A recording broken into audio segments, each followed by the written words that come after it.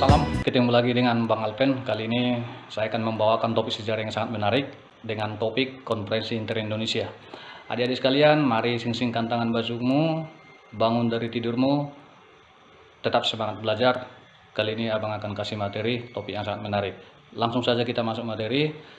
Seperti biasa, nantinya Abang akan kasih timelinenya sejarah itu, karena untuk memahami sebuah sejarah itu dibutuhkan yang namanya konsep berpikir kronologis. Jadi yang paling penting untuk memahami sejarah itu adik-adik kronologis saya.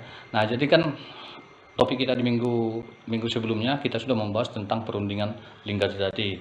Nah, Linggarjati ini gagal, kemudian muncul AMB 1, agresi militer Belanda 1, kemudian dihentikan dengan perundingan Rempel, gagal lagi, muncul AMB 2, dihentikan dengan perundingan Romroyen. Nah, perundingan Romroyen ini akan ditindaklanjuti di Konferensi Inter-Indonesia. Nah, inilah yang menjadi topik kita kali ini, adik-adik sekalian. Nah, selanjutnya nanti ada Konferensi Meja Bundar. Nah, kita langsung masuk topik kita kali ini, yaitu Konferensi Inter-Indonesia, adik-adik sekalian.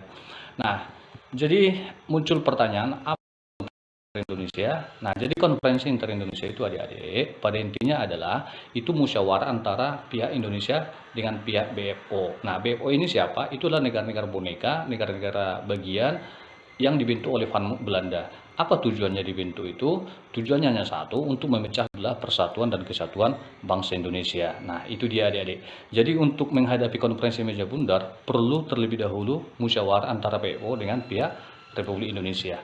Nah, langsung saja kita masuk latar belakangnya. Jadi latar belakangnya, kata kuncinya adalah ingin melakukan pertemuan di antara orang bangsa Indonesia, yaitu BFO dengan Republik Indonesia.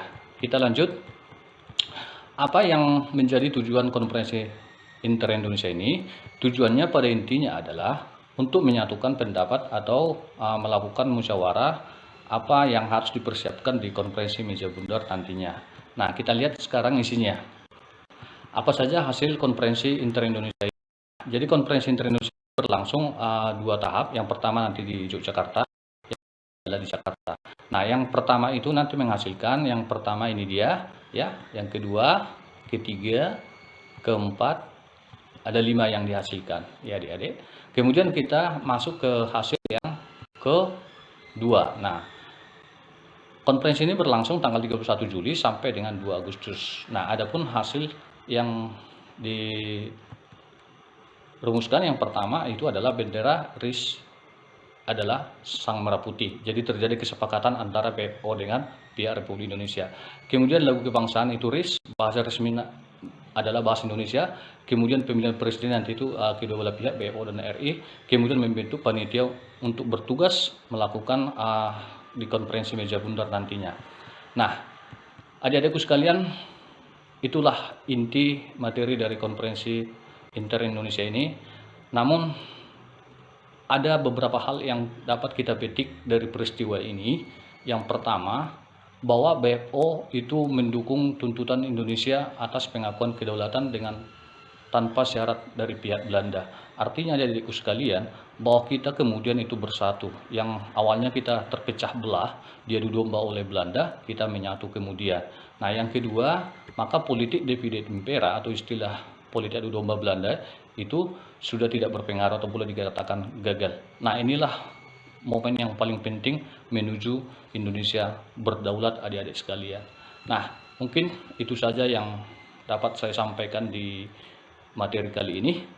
Materi berikutnya kita akan ketemu di Konferensi Meja Bundar. Apa yang Abang sampaikan semoga bermanfaat. Tetap semangat belajar, raih prestasi kalian. Salam dari Bang Alpen. Kita